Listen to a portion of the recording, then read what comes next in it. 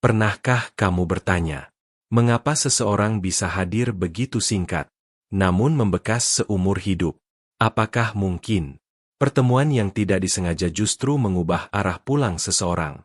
Dan apakah cinta benar-benar mampu menyeberangi negara, bahasa, dan status hidup yang berbeda? Jika kamu pernah merantau, jika kamu pernah merasa sendiri di negeri orang, atau jika kamu percaya bahwa takdir bisa datang dari arah yang paling tak terduga, maka dengarkan cerita ini sampai selesai. Namaku Arga. Aku berasal dari Banyuwangi. Aku berangkat ke Swiss bukan untuk mencari cinta.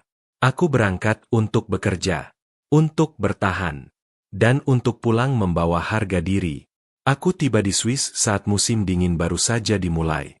Salju belum terlalu tebal, namun dinginnya sudah cukup untuk membuatku sadar.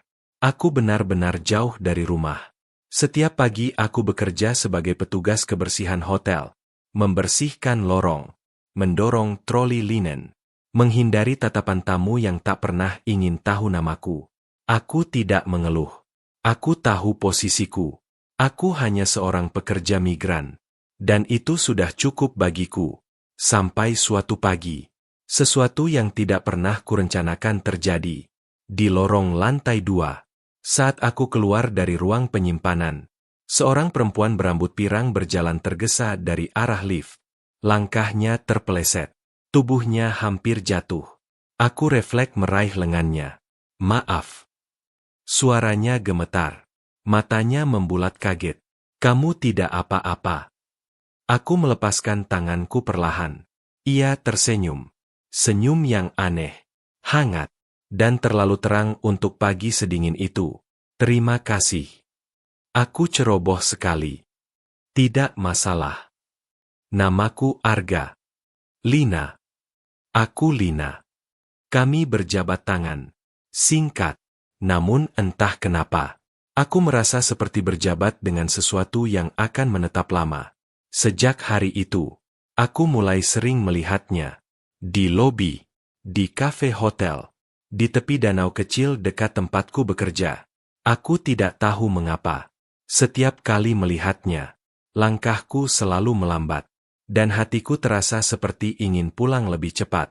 Aku tidak tahu bahwa pertemuan sederhana itu akan menjadi awal dari perjalanan yang membuat seseorang benar-benar mengejarku sampai pulang.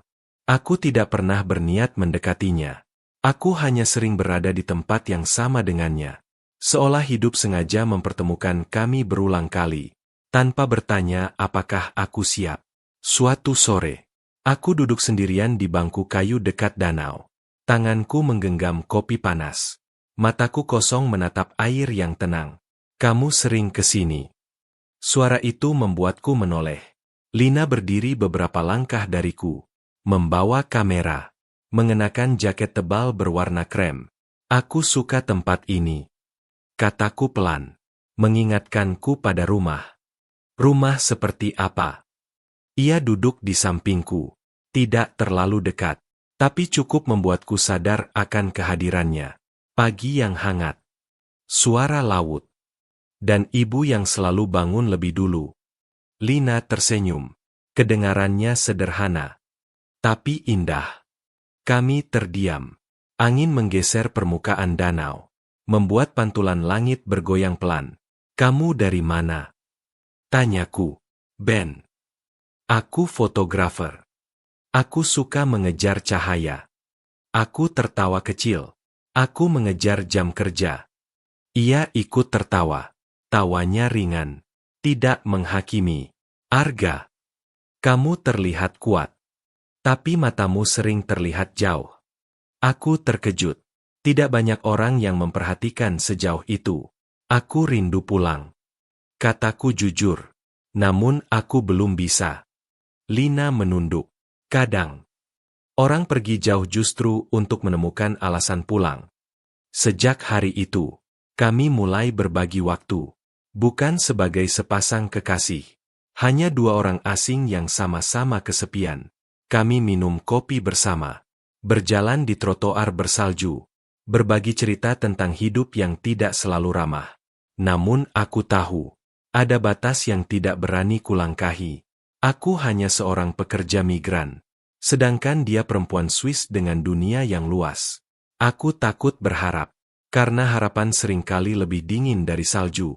Dan aku tidak tahu bahwa perpisahan diam-diam sedang menunggu di depan, tanpa pernah memberitahu siapapun. Musim dingin semakin tebal. Salju turun hampir setiap hari. Dan waktu terasa bergerak lebih cepat dari biasanya. Lina semakin jarang terlihat di hotel. Proyeknya hampir selesai. Sedangkan kontrak kerjaku juga tinggal menghitung hari. Kami tidak pernah membicarakan itu. Seolah jika kami diam, waktu akan lupa untuk berpisah. Suatu malam, kami berjalan menyusuri jalan kecil menuju stasiun. Lampu kota memantul di salju. Langit terlihat lebih rendah dari biasanya. Kamu akan pulang, ucap Lina pelan. Iya. Banyuwangi. Ia berhenti melangkah, menatapku lama, seakan ingin menghafal wajahku. Aku senang bertemu kamu, katanya. Aku juga. Jawabku singkat, karena jika aku bicara lebih banyak, suaraku mungkin akan pecah. Kereta datang, pintu terbuka, suara mesin memotong keberanian kami. Arga, jika suatu hari aku ke negaramu, kamu akan menemuiku. Aku tersenyum, namun pahit. Swiss jauh. Aku tidak takut jauh. Jawabnya cepat.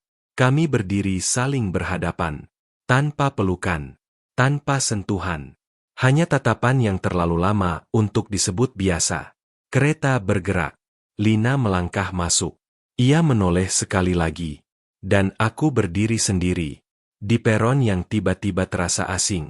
Beberapa hari kemudian, aku juga pulang, dengan koper tua, dan hati yang terasa penuh namun kosong. Di pesawat, aku menutup mata, berusaha melupakan. Namun wajah Lina selalu datang lebih dulu. Aku tidak tahu bahwa perpisahan itu bukanlah akhir, melainkan awal dari sesuatu yang jauh lebih besar. Banyuwangi menyambutku dengan udara hangat, aroma laut, dan suara motor yang tak pernah rapi. Aku pulang. Namun sebagian hatiku masih tertinggal di negeri salju.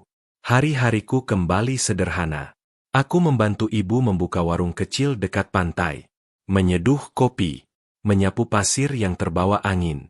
Setiap malam, aku duduk di teras, memandang langit, bertanya dalam diam.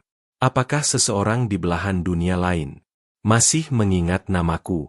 Suatu pagi, saat matahari baru naik, sebuah mobil berhenti di depan rumah. Aku tidak menoleh, sampai ku dengar suara asing memanggil. Arga. Aku membeku. Suara itu terlalu kukenal, dan terlalu mustahil. Aku menoleh. Lina berdiri di sana, membawa ransel. Wajahnya lelah. Namun matanya bersinar. Aku mengejarmu pulang, katanya, terengah, dan tersenyum. Ini Banyuwangi. Kataku terbata. Aku tahu. Aku mencarinya. Aku ingin melihat rumah dari rindu yang kamu ceritakan. Ibuku keluar, menatap kami bingung. Lina menunduk sopan, tersenyum tulus. Hari-hari berikutnya terasa seperti mimpi. Aku mengajaknya ke pantai, ke sawah, ke tempat aku belajar menjadi dewasa. Lina memotret segalanya, termasuk caraku menatapnya. Suatu sore, kami duduk di tepi laut. Matahari tenggelam perlahan. Arga, kamu tidak perlu pergi lagi. Aku yang akan belajar tinggal. Hatiku bergetar. Aku menggenggam tangannya. Kalau begitu, pulanglah bersamaku. Ia tersenyum dan mengangguk. Hari-hari setelah itu berjalan pelan, namun penuh makna. Lina belajar menyebut namaku dengan logat yang lucu. Belajar menyukai pedas. Belajar memahami sunyi desa. Aku belajar sesuatu yang lebih sulit. Belajar percaya bahwa aku pantas dicintai, tanpa harus menjadi siapa-siapa. Suatu malam, kami duduk di teras rumah. Langit Banyuwangi bertabur bintang. Aku dulu takut. Kataku. Takut perbedaan. Takut ditinggalkan. Lina menatapku. Aku juga takut. Tapi aku lebih takut menyesal karena tidak mengejar. Aku menggenggam tangannya. Kita berbeda. Tapi kita pulang ke arah yang sama. Ia tersenyum. Air matanya jatuh pelan. Beberapa bulan kemudian, kami berdiri di tempat yang sama. Namun dengan cincin sederhana. Dan restu ibu. Aku tidak pernah menyangka. Pertemuan yang tidak disengaja akan membuat seseorang mengejarku sampai pulang. Pesan untukmu yang mendengarkan cerita ini. Jika suatu hari takdir mengetuk pelan, jangan pura-pura tidak mendengar. Karena cinta sejati kadang tidak datang untuk disambut, melainkan untuk dikejar.